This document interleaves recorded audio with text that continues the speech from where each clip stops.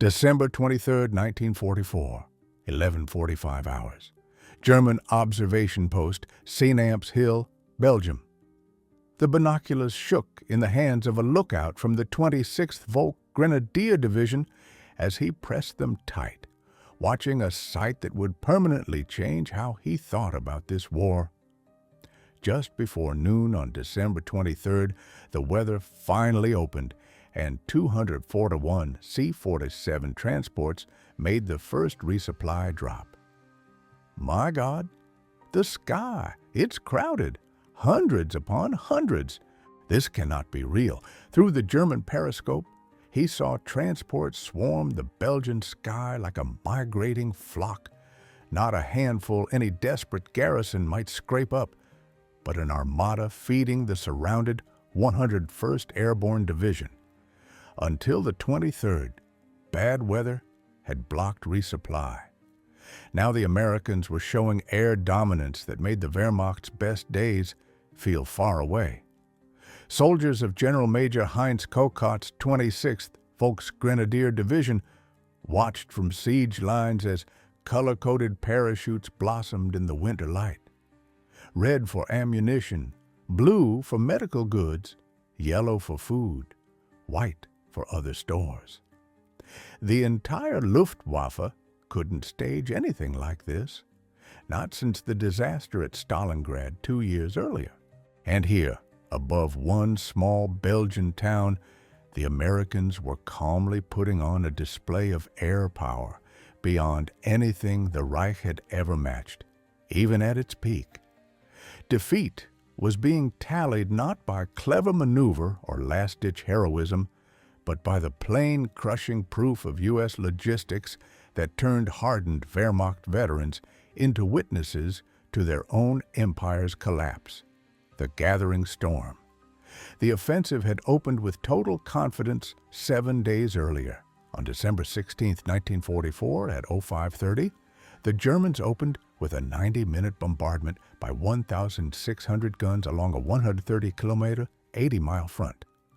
Operation Wacht am Rhein, Watch on the Rhine, Hitler's final gamble to split the Allies and retake Antwerp, at first beat every expectation.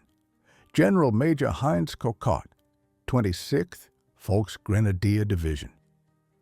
On the evening of December 15th, the last troop shifts rolled out.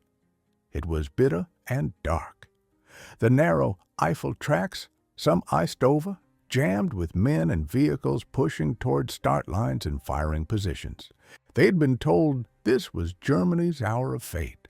The Führer himself had drawn up the blow, promising that soft, complacent Americans would fold before German will. The Ardennes lines were held by green troops and worn-out divisions sent to rest. The Wehrmacht would drive through like 1940, when France fell in 6 weeks. Among the attackers was the 26th Volksgrenadier Division, rebuilt after destruction on the Eastern Front. Oberst Heinz Kokot's 26th Volksgrenadier Division kept a thin core of veterans from Russia and Normandy, but most were Luftwaffe and Marine transfers. Even so, spirits were high. They'd been promised fresh weapons, enough supplies, and complete surprise. Early wins seemed to prove every claim. The Americans first read it as the expected local counterstrike. The Wehrmacht achieved total tactical surprise.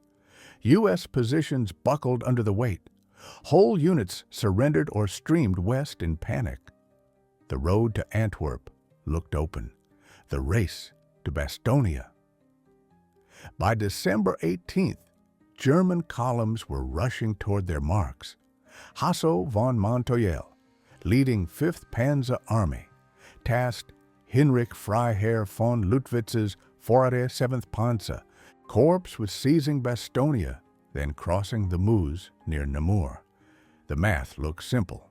7 main roads met at Bastogne. Hold those roads, and you hold the entire American supply net in the Ardennes. Without Bastogne, The Americans couldn't shift reinforcements, feed their troops, or launch a counterblow. The plan was bold yet, on paper, feasible. Lüttwitz aimed to strike an 11-kilometer, 7-mile sector with 3 divisions. The 26th Volksgrenadier and 2nd Panzer would hit first, with Panzerlehr behind. These were seasoned outfits, veterans of many campaigns, with some of Germany's best remaining tanks and assault guns. The 26th Volksgrenadier Division pressed forward with special resolve. Its Panzer-Jäger Battalion had all 14 tracked Hetze tank destroyers and an impressive 42 75mm anti-tank guns, making the 26th among the best-equipped Volksgrenadier formations in the Ardennes. They expected U.S. armor, frantic counterstrokes, anything except what actually came. The first hints appeared near Bastogne. The Americans weren't simply running. They fell back in order, blowing bridges, throwing up roadblocks, and charging a toll for every kilometer. Units like CCB, 10th Armored Division, held long enough for lead elements of the 101st Airborne to reach Bastogne, just 4 hours ahead of the German spearheads. The 101st, the Screaming Eagles, had been resting at Raz, France when the attack began. Within hours, they were on trucks racing through the night for Bastogne. They arrived spent, short on winter kit, and were shoved straight into the line. But they made it in time, and that decided everything, the encirclement. By December 20th, German forces had closed the ring. All 7 highways into Bastogne were cut by noon on the 21st, and by nightfall, both sides accepted the pocket as sealed. The trap had snapped. Inside were parts of the 101st Airborne, CCB 10th Armored, the 705th Tank Destroyer Battalion, and other formations, about 22,000 men. The Americans were outnumbered roughly 5-1 and short of cold weather gear, ammo, food, medical stores, and top leadership, since many senior officers, including the 101st's commander, Major General Maxwell Taylor, were away. To the Germans, it looked like Stalingrad in reverse. Now Americans were the ones ringed in, cut off, and fated to surrender or die. General der Panzertruppe Heinrich Freier von Lüttwitz, leading the 47th Panzer Corps, brimmed with confidence. He'd been in France in 1940 when the BEF was boxed at Dunkirk. He knew what happened to trapped troops. They shrank, morale broke, they capitulated.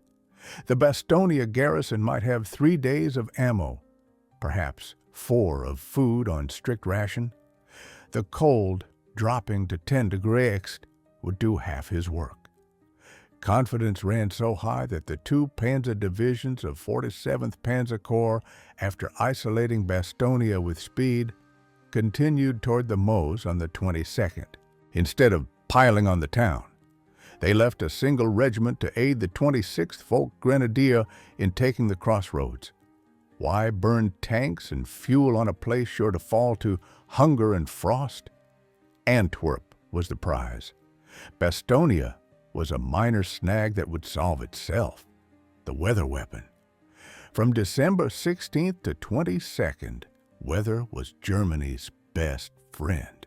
Low ceiling, freezing fog, snow, Allied air power sat grounded. The Germans also exploited the thick overcast that muzzled Allied superiority for days on end.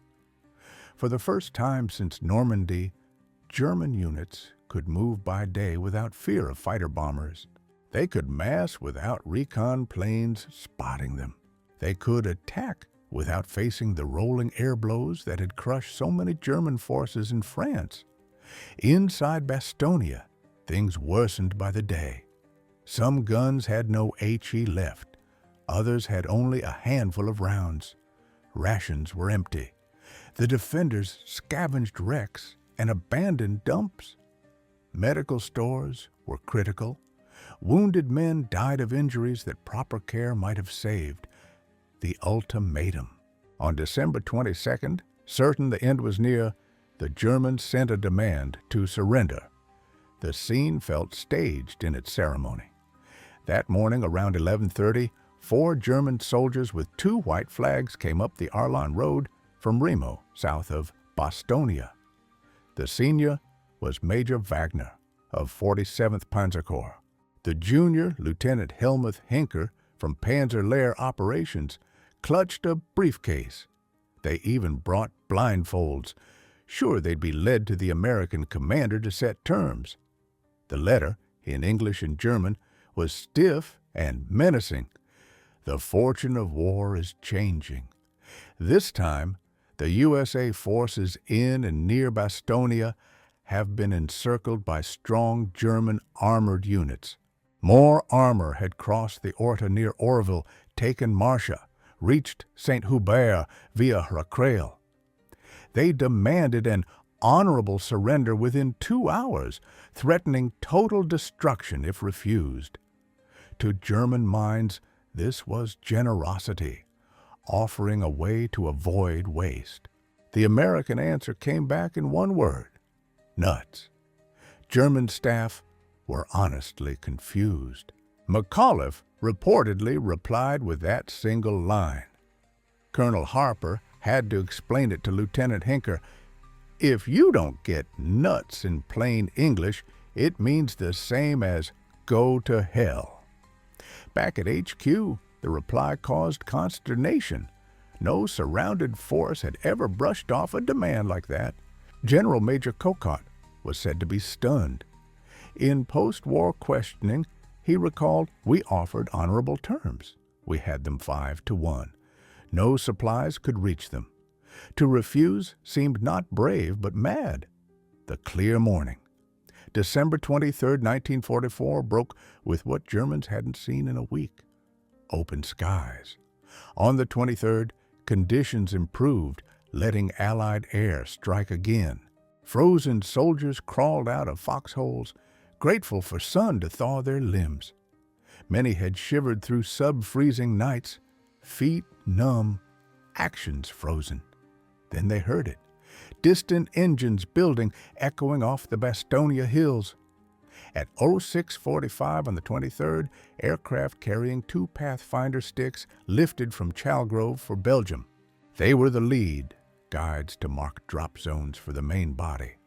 They jumped at 09:35, quickly gathered by Americans and rushed to set up gear. At 11:50 on the 23rd, men along the front saw the transports. It was the most heartening sight of the siege. To Americans, salvation. To Germans, the first realization of a terrible mistake. The main force arrived at 11:50 a.m. 241 C-47s, tight formation at barely 1,000 feet. Waves of ships, each stick releasing in turn, the air filling with parachutes in different colors, each hue signaling a class of supply. The Flak barrage. German Flak crews ran to their mounts. The proud 88 swung up. 20-millimeter cannons began to chatter. Machine guns added their beat. The sky blossomed with black bursts. Shells broke around the transports. After one sharp blast, McNiss and Sergeant Mertz jerked. A hole in the fuselage showed a round had passed between them, inches apart. The C-47s drove straight through, keeping formation with near-suicidal resolve. 14 were lost en route or over the drop, shot down or too damaged to fly out. But for each that fell, 15 pushed on, doors open, bundles spilling into the December air. German troops stared as crippled planes, engines smoking, and wings ripped by shrapnel, held course long enough to unload before peeling away or crashing. One C-47, its tail a sheet of flame, flew right over German lines, the crew shoving bundles out until the last instant before diving into the woods. The arithmetic of abundance. What followed was a lesson in American supply that broke morale better than any barrage. Parachutes fell like a multicolored squall, thousands drifting onto the snow around Bastogne. The colored canopies cheered the paratroopers. But for every U.S. cheer, a German heart sank. This wasn't a cornered force gasping for air. It was routine work by a machine with bottomless stores. German intelligence officers tried to count and sort the flow. Red chutes, artillery shells, mortar rounds, small arms ammo. Blue, medical kits, surgical gear, plasma, morphine. Yellow, K rations, D rations, canned food. White, blankets, winter clothes, boots, gloves. Green, radios, batteries, signal gear. Orange, gasoline in 5-gallon tins. By day's end, one battalion held 528 K rations and about 250 gallons of fuel. Ammunition tallies at dusk read H-236, WSP 177, AT 201. And that was just a single battalion. Across the pocket, the total was staggering. The continuing waves, the morning run, was only the start. Throughout December 23rd, more sorties came. At 4:10 another wave appeared, this time with C-47 towed gliders bringing heavy gear no chute could carry. 92.4 tons, including 2,975 gallons of gasoline, landed by glider. They delivered complete surgical units, doctors, nurses, operating kits. They hauled jeeps, comm sets, even replacement guns. One glider carried nothing but whole blood, a medical luxury the German army couldn't give even its top brass. German medical officers peering through glasses were floored. While they worked with paper bandages and sawdust and sometimes without anesthesia, the Americans flew in refrigerated blood, penicillin, and surgical teams. The medical gap alone crushed morale. By late afternoon, pathfinders had marked multiple DZs and transports arrived with clockwork precision. Artillery was firing part of that same ammunition at the enemy before the DZs were fully cleared. U.S. gunners literally sent shells that had been hanging under parachutes minutes earlier. The fighter bombers arrive. As if the transports weren't demoralizing enough, clear skies brought something worse: the return of American air in its deadliest form. P-47 Thunderbolts began to hit German columns on the roads. The Thunderbolts came low and fast, 8 50 caliber guns roaring, rockets tearing from their racks. They hunted anything that moved: supply trucks, horse teams, single vehicles, even small groups on foot. Every road became a killing lane. Any daylight movement invited attack. German units that had roamed freely for a week froze in place. Columns pushing toward the front were caught out and methodically chopped up. The shock was immediate and deep. After a week feeling on top, German soldiers were slammed back into the Normandy reality. An enemy with such resources, they could chase a single truck with aircraft. The demolition of hope. By night on December 23rd, the besiegers' outlook had flipped. They had seen more than a drop. They had seen overwhelming industrial and logistical power that defied belief. The numbers were simple and grim. If America could risk hundreds of aircraft and crews to feed one encircled division, what did they still hold in reserve? If they could deliver hundreds of tons on a few hours' notice with perfect timing, what was their true production base? Christmas Eve disaster. December 24th brought cloud and snow again, grounding the big air armadas. German leaders hoped the balance might tilt back. The 26th VG received one Panzer Grenadier Regiment from the 15th Panzer Grenadier Division on Christmas Eve for a main push next day. This would be the last chance. Bastogne had to fall before the weather turned again. The German plan was daring. Short on troops, and with the 26th VG near spent, the 47th Panzer focused on several points in sequence along the west side rather than a single blow all around. They would attack from the northwest, betting the American line there was thin. The assault kicked off in the dark before dawn on Christmas Day. In the early hours of December 25th, the Germans launched a second all-out strike to erase the pocket. 18 Mark IIIs with infantry support broke the 327th Glider Infantry's thin line and pushed toward Hemola. For a moment, it looked like success. Tanks punched through, infantry pouring behind. German troops advanced through snow, sure this time the defense would crack. But the U.S. reply was savage, and fueled by ammunition dropped just 2 days prior. 2 tanks slipped past the 406th's fire, but were cut down by a fast-moving armored force sent from Division HQ. Of the 18 that started, none lasted the day. The Patton breakthrough. December 26th dealt the final blow to German hopes. The ring was split on the 26th when a spearhead from the 4th Armored Division and other elements of Patton's 3rd Army cut a corridor into Bastogne.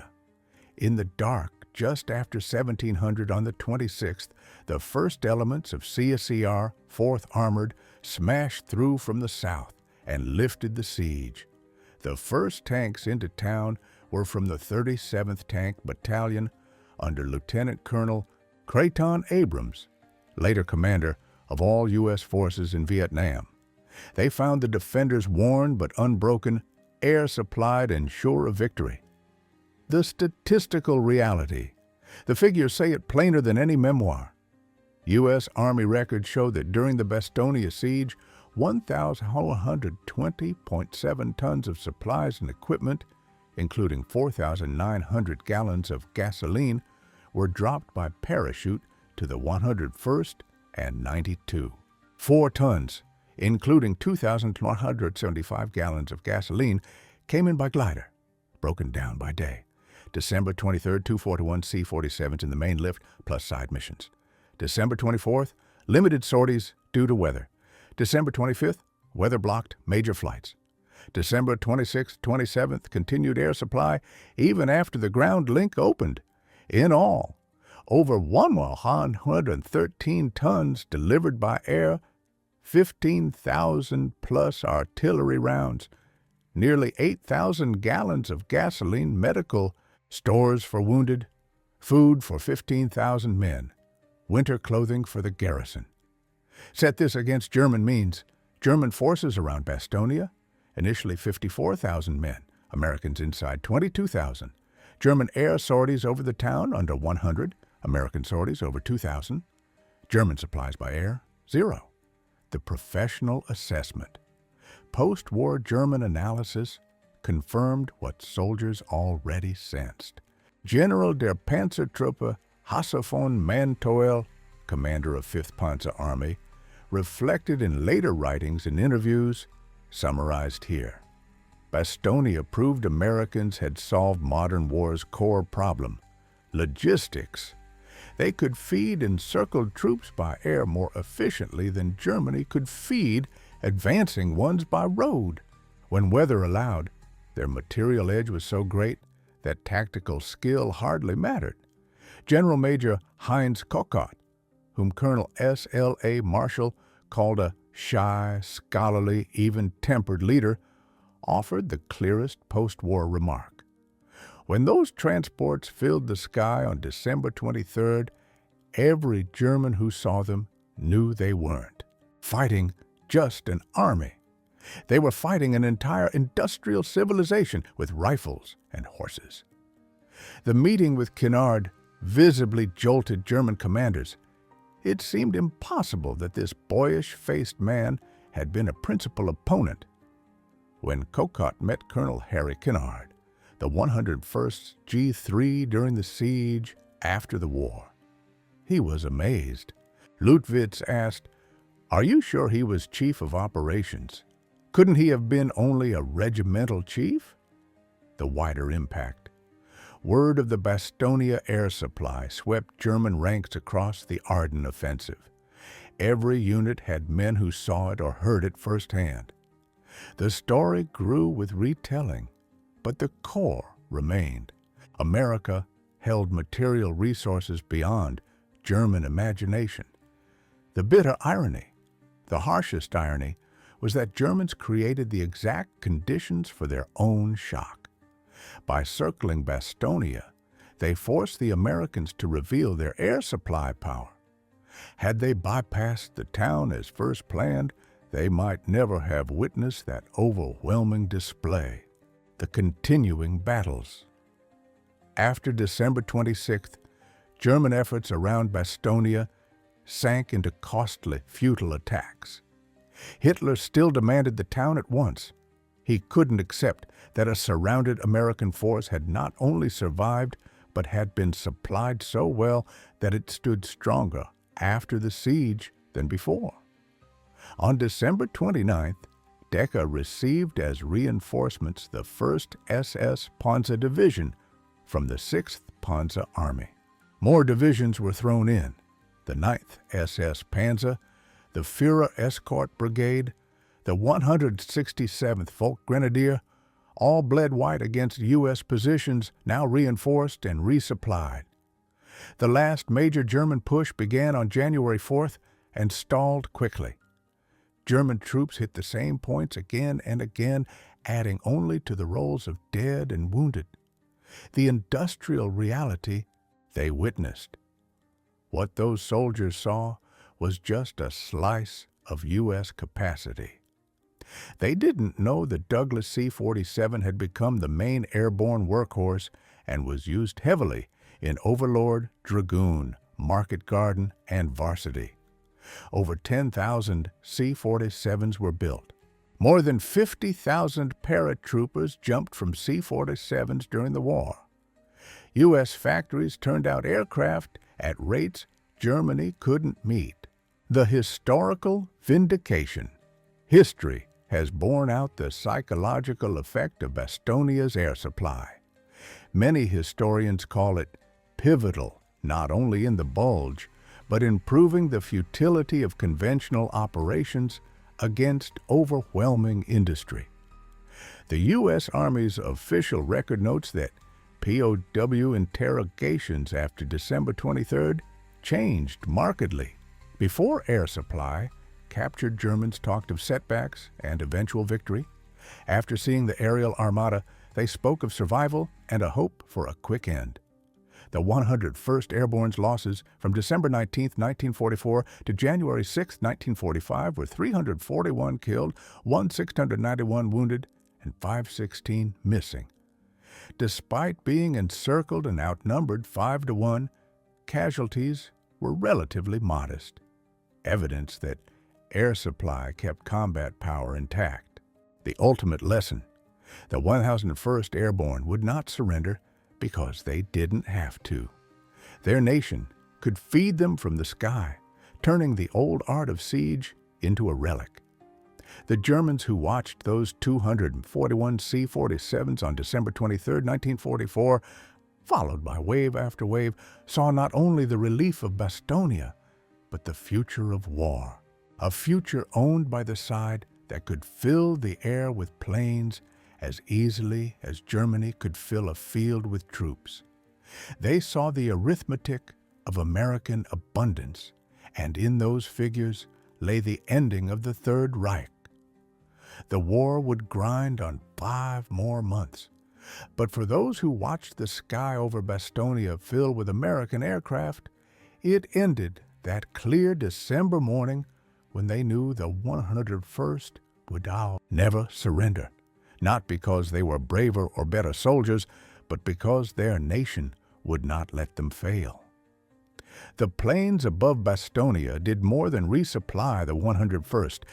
They smashed the last illusions of German victory and wrote the final truth of World War II across the sky. America's arsenal was vast, its will unbroken, its triumph assured. The Germans who witnessed that armada knew beyond doubt what their leaders would not admit. For 4 more months, the war was over, and America had won it in the skies above a small Belgian town on a clear December morning when the world could see the 101st would never surrender. Note, some German voices here are reconstructed from known unit locations and post-war testimony because individual diaries from the siege are scarce in the record. All major dates, events, figures, and commander remarks are drawn from documented historical sources.